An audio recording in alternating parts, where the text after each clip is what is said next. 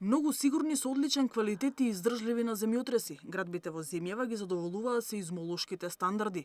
Директорот на Институтот за сеизмологија нивната сигурност ја оценува со највисоки оценки. Вели се што е изградено по земјотресот во 63-та е квалитетно, а тоа се однесува и на зградите кои се поинтензивно се градат во главниот град.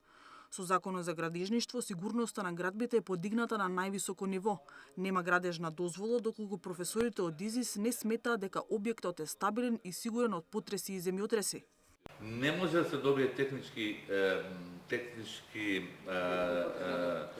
прием ако нема два пати мислење во ход на градбата од страна на специјализирана институција која што се бави со земјотресно инженерство. Гаревски како најнеповолни објекти ги наведува оние кои се надградуваат, особено на објекти кои се изградени пред земјотресот, бидејќи тие се несеизмички проектирани.